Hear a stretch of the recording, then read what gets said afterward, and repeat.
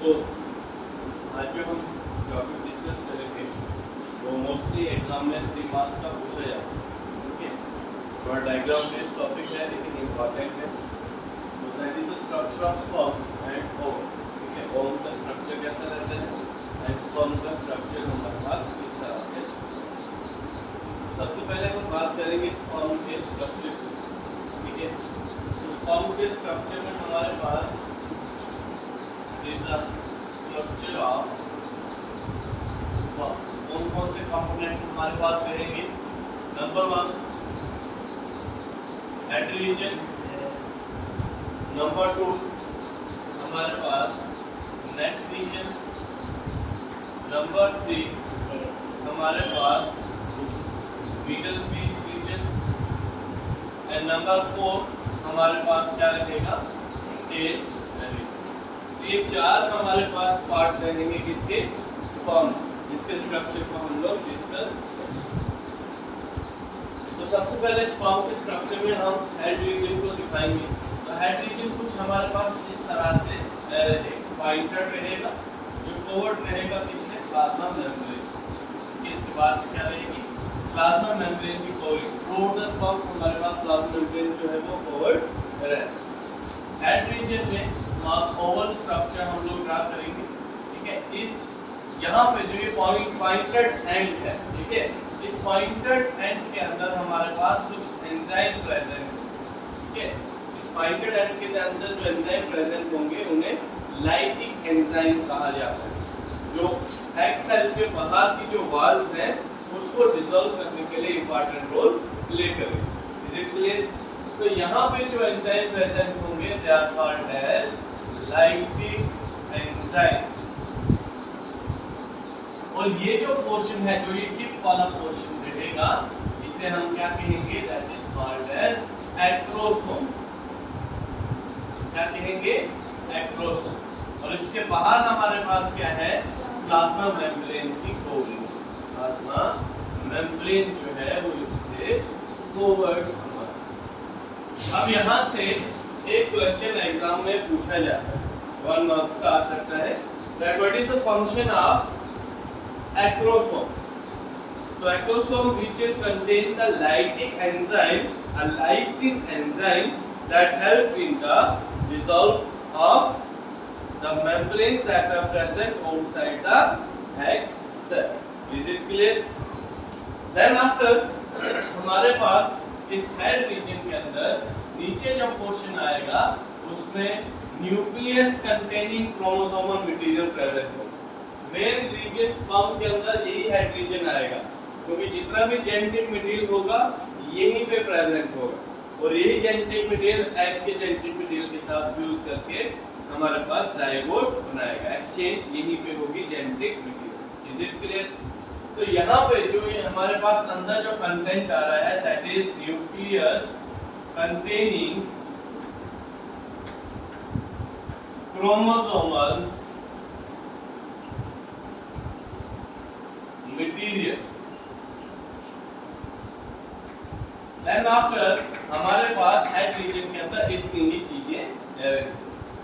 Small depression यहाँ पे हमें देखने को मिलेगी किस तरह। ये जो स्मॉल पोर्शन हमारे पास आ रहा है this is called as the neck region. इसका कोई फंक्शन नहीं है, ये सिंपली इसको सपोर्ट कर, ठीक है, इसके साथ अटैच। ऊपर वाला रीजन जो आएगा first one that is head region, then neck region. Then आपके पास आएगा इसका मिडल पीस। क्या आएगा, middle piece. Middle piece important part रहेगा हमारे पास स्पर्म के structure. We are having middle piece. Middle piece क्यों इंपॉर्टेंट है, क्योंकि इस मिडल पीस के अंदर जो माइटोकॉन्ड्रिया है वो हाईली डेंस कॉइल फॉर्म में प्रेजेंट होंगे। क्या प्रेजेंट होगा, dense mitochondria in coil form. तो यहाँ पे बेसिकली क्या है हमारे पास, we are having mitochondria। Mitochondria का मेन फंक्शन होता है एटीपी को क्या करना, प्रोड्यूस। और ये ATP during the movement of this sperm into the vagina हमारे पास प्रोड्यूस करेगा, जो किसके लिए यूजफुल रहेगा, उसको एनर्जी प्रोवाइड करेगा स्पर्म को, ताकि वो क्या कर सके, आगे मूव कर सके। यहाँ तक क्लियर है? ये 3 पार्ट क्लियर हो गए। इसके बाद जो लास्ट पोर्शन हमारे पास आ रहा है, that one will be called as the tail region. Last portion हमारे पास क्या आएगा? टेल। ठीक है, टेल का मोस्टली हमारे पास काम क्या रहता है कि वो स्पर्म को लैशिंग मूवमेंट प्रोवाइड करती है इस तरह से, ताकि वो वजाइना के अंदर स्विम कर सके और एग तक पहुंच सके for the purpose of fertilization. ये मेम्ब्रेन जो है प्लाज्मा मेम्ब्रेन ऐसे इसके बाहर से इस तरह से ही ओवरफ्लोइंग रहेगी, जो प्लाज्मा मेम्ब्रेन खुद इसके अंदर। क्लियर है? ये वाला पोर्शन हमारे पास कौन सा आएगा? This one is called as the tail. तो हमारे पास 4 कंपोनेंट्स आते हैं स्पर्म में, head region, neck region, middle piece region और टेल रीजन। इस तरह से आप इसका स्ट्रक्चर ड्रा करेंगे एंड स्ट्रक्चर ऑफ स्पर्म जो है इसमें आप लोग फिगर के अंदर इसको मेंशन। Is it clear? कोई दिक्कत? ठीक है, आसान सा स्ट्रक्चर था बेटा। और इसमें एक तो लाइटिक एंजाइम वाला आपको क्वेश्चन आ सकता है, then what is the function of middle piece in the structure of sperm, वो आपको पूछ सकते हैं।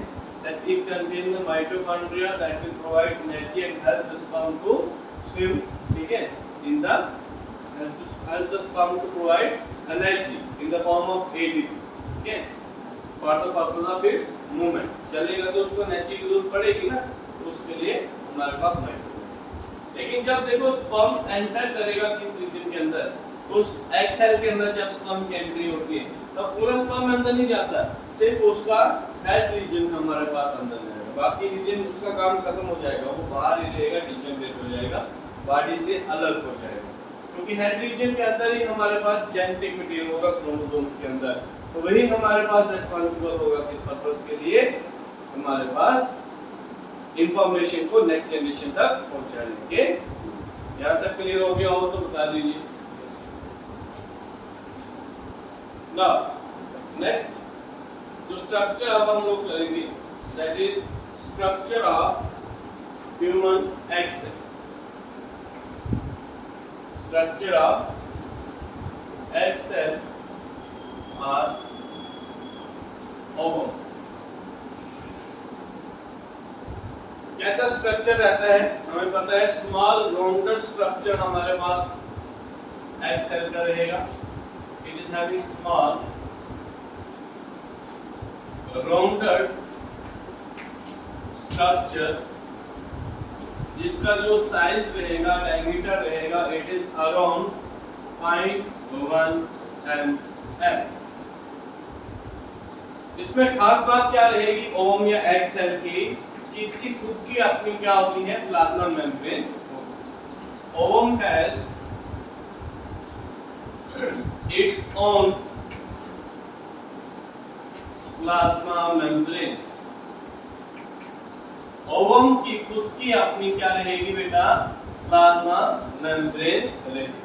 किस तरह से स्ट्रक्चर होगा ये देखिए, हमारे पास इस तरह से ये इसकी बाहर से राउंडर स्ट्रक्चर है, स्मॉल राउंडर स्ट्रक्चर है, और इसके बाहर वाली जो मेम्ब्रेन होगी जो ये खुद से सिक्रीट करेगा, that one is called as the plasma membrane. क्या कहेंगे इसे, प्लाज्मा मेम्ब्रेन। इसका दूसरा नाम भी हमारे पास देखने को मिलता है, that is called as vitelline membrane. उसे क्या कहते हैं हम, vitelline membrane, VITELLINE, vitelline membrane. अब इस प्लाज्मा मेम्ब्रेन या विटिलाइन मेम्ब्रेन के अंदर अगर हम देखें तो हमारे पास यहाँ पे एक राउंडर स्ट्रक्चर देखने को मिलेगा, that is called as germinal vesicle. क्या होगा, जर्माइनल वेसिकल। और इसके अंदर कंप्लीट हमारे पास जो स्ट्रक्चर के अंदर हमारे पास क्या रहेगा, जो न्यूक्लियर कंटेंट रहेगा, जो डीएनए हमारे पास जहाँ प्रेजेंट होगा, क्रोमोसोम मटेरियल हमारे पास होगा, न्यूक्लियस जहाँ प्रेजेंट होगा, वो कहाँ होगा, ओप्लाज्म के अंदर। इसके अंदर उसे हम ओप्लाज्म कहेंगे। Ooplasm nucleus and it will contain nucleus and all organelles. Nucleus present होगा और जितनी भी ऑर्गेनेल्स होंगी वो कहां प्रेजेंट होंगी, इसी प्लाज्मा के अंदर प्रेजेंट हमारे पास होंगी। यहां तक क्लियर है। अब हमारे पास क्या होता है कि न्यूक्लियस क्या होगा, इसके अंदर न्यूक्लियस के अंदर हमारे पास क्रोमोसोम प्रेजेंट होते हैं, मतलब जेनेटिक मटेरियल यहीं पे प्रेजेंट होता है। ठीक है, तो जेनेटिक मटेरियल कहां प्रेजेंट है, इस एग सेल के अंदर हमारे पास प्रेजेंट है। ठीक है, प्लाज्मा मेम्ब्रेन के बाहर जो दूसरी मेम्ब्रेन हमारे पास होगी, that one is called as zona pellucida. कौन सी लेयर होगी इस बाहर, एक और लेयर इसके बाहर प्रेजेंट होगी, प्लाज्मा मेम्ब्रेन के अलावा एक और लेयर प्रेजेंट हमारे पास होगी, जिसे हम कहेंगे ज़ोना पेलुसिडा। ठीक है, ज़ोना पेलुसिडा, जिसे कौन बनाएगा, कौन सीक्रेट करेगा, it is secreted by follicular cells. कौन सीक्रेट करेगा, फॉलिक्यूलर सेल्स। ये भी आपको पता होना चाहिए that it is secreted by follicular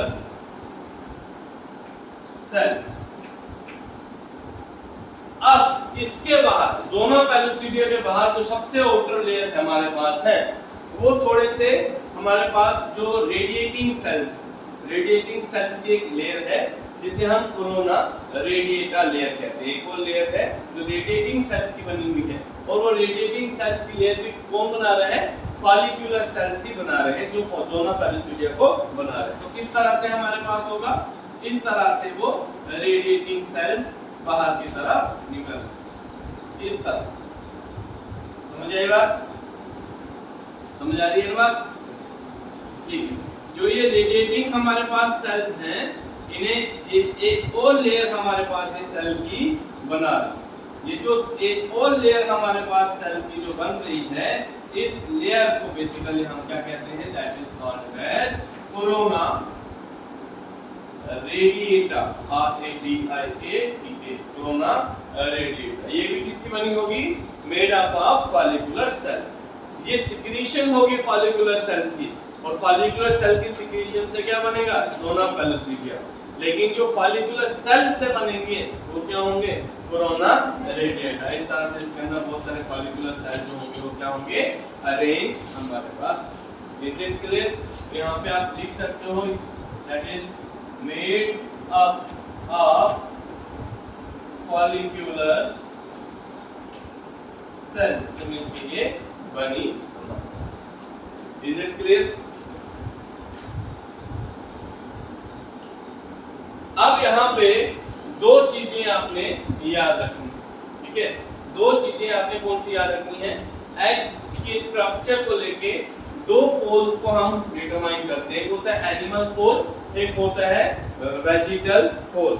animal पोल इस रीजन को कहेंगे जिस रीजन में जर्माइनल वेसिकल जो होगा वो नजदीक होगा। ठीक है, एक ही साइड आप देख लो जर्माइनल वेसिकल नजदीक है, उस पोल को हम क्या कहेंगे, that is called as animal pole. और उसके ऑपोजिट वाले पोल को हम क्या कहेंगे, that is called as vegetal pole, उसे हम कहेंगे। अब यहां से एक क्वेश्चन नीट में भी देखने को मिल सकता है कि स्पर्म की एंट्री जो है वो कौन से पोल से हमारे पास होगी। तो स्पर्म जो एंटर करेगा it will always enter through the animal pole. क्यों करेगा उसको, क्योंकि जर्माइनल वेसिकल जो न्यूक्लियर कंटेंट जो उसके साथ फ्यूज करना है वो सारा का सारा किसकी तरफ है, एनिमल पोल की तरफ है। तो अगर वो नीचे से एंटर करेगा तो उसको काफी ज्यादा आगे तक जाने की जरूरत पड़ेगी, स्ट्रगल करने की जरूरत पड़ेगी। तो नजदीक वाला जो रास्ता उसको मिल रहा है that is through the animal pole. और एनिमल पोल वो रीजन होगा जहां न्यूक्लियस प्रेजेंट होगा। आप ऐसे याद सकते हो, where nucleus is present. Animal pole वो रीजन होगा जहां न्यूक्लियस क्या रहेगा, प्रेजेंट रहेगा। और इसी रीजन में, क्योंकि न्यूक्लियस के अंदर जेनेटिक मटेरियल है, मेल का भी जेनेटिक मटेरियल न्यूक्लियस का और इसका भी न्यूक्लियस का जेनेटिक मटेरियल आपस में फ्यूज करेगा, दोनों ही न्यूक्लियस आपस में फ्यूज करेंगे। हैप्लॉइड है, दोनों जब फ्यूज करेंगे तब हमारे पास डिप्लॉइड जाइगोट बनेगा। इस तरह से हमारे पास structure of ovum and structure of egg जो है उसका स्ट्रक्चर है। तो ये 3 मार्क्स का आता है, ठीक है, ये आपको चीजें पता होनी। अब यहाँ पे इंपॉर्टेंट कुछ मेम्ब्रेन्स के बारे में हम लोग डिस्कस कर लेते हैं जो हमारे पास मोस्ट इंपॉर्टेंटली एग सेल में देखने को मिलते। तो इसे हम हेडिंग देंगे दैट इज एग मेम्ब्रेन, जिनमें प्राइमरी, सेकेंडरी और टर्शियरी मेम्ब्रेन हमारे पास है। प्राइमरी मेम्ब्रेन की हम पहले बात करेंगे एग मेम्ब्रेन के अंदर। तो सबसे पहली जो लेयर हमारे पास प्राइमरी मेम्ब्रेन की आएगी उसे क्या कहेंगे? Plasma membrane. ठीक है, तो प्लाज्मा मेम्ब्रेन जो है उसे कौन प्रोड्यूस कर रहा है? It is created by the cell. Primary membranes are those membranes that are created by the cell, मतलब एग सेल उसको खुद सीक्रेट कर रहा है। ठीक है, एग्जांपल के तौर पे हमारे पास कौन सी होगी? विटलाइन मेम्ब्रेन हमारे पास आएगी। विटलाइन मेम्ब्रेन को हम क्या कहेंगे? दूसरा नाम that is called as plasma membrane. ठीक है, फिर हमारे पास आएंगी secondary membrane. Secondary membranes they are secreted by follicular cell। कौन secrete करेंगे इसको? follicular cell। और इसमें जो मेम्ब्रेन्स आएंगी वो हमारे पास आएगी zona pellucida and corona radiata. ठीक है, नाम याद रख लेना, जोना पेलुसिडिया और कोरोना रेडिएटा। तो ये किस कैटेगरी में हमारे पास आएंगी? कौन सी मेम्ब्रेन हमारे पास होंगी? They are the secondary membrane, जिन्हें फॉलिकुलर सेल जो है वो सीक्रेट कर रहे हैं। ठीक है, अब यहाँ पे ओविडक्ट या ग्लैंड की जो सिक्रीशन से जो हमारे पास लेयर बनती है, उस लेयर सेल की जो लेयर होगी उसे हम टर्शियरी मेम्ब्रेन कहेंगे। Tertiary membrane is basically splintered by ovum और ग्लैंड की सिक्रीशन से हमारे पास बनती है। फॉर एग्जांपल जो एग का शेल है, outermost covering हमारे पास जो आती है एग की, जो उसको हार्ड सरफेस प्रोवाइड करती है और अंदर वाले कंटेंट को प्रोटेक्ट करके रखती है, वो हमारे पास कौन सी सिक्रीशन से बनेगी? ग्लैंड्स की या ओवम की सिक्रीशन से बनेगी, जिसे आप टर्शियरी मेम्ब्रेन।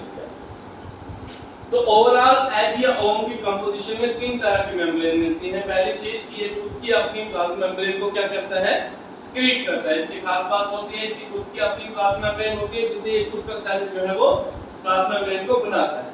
दूसरी जो लेयर हमारे पास होगी वो जोना पेलुसिडिया होगी, जिसे हमारे पास फॉलिकुलर सेल की सिक्रीशन से वो बन रही है। उसके बाद जो रेडिएटिंग सेल्स हैं, जिन्हें हम कोरोना रेडिएटा सेल लेयर कह रहे हैं, वो हमारे पास फॉलिकुलर सेल से मिलके बनी। यहाँ पे दो इंपॉर्टेंट चीजें हमने देखी कि एनिमल पोल और वेजिटल पोल की पोजीशन। एनिमल पोल उस रीजन को कहेंगे जहाँ पे न्यूक्लियस जो होगा वो प्रेजेंट रहेगा, और स्पर्म की एंट्री हमेशा किस पोल से होगी? एनिमल पोल से रहेगी। दूसरा हमारे पास होगा वेजिटल पोल, जो इसके ऑपोजिट एंड को कहेंगे, यहाँ से स्पर्म जो है वो एंटर नहीं करता है। ठीक है, यहाँ तक क्लियर है? ये दोनों स्ट्रक्चर ड्रा कर लो।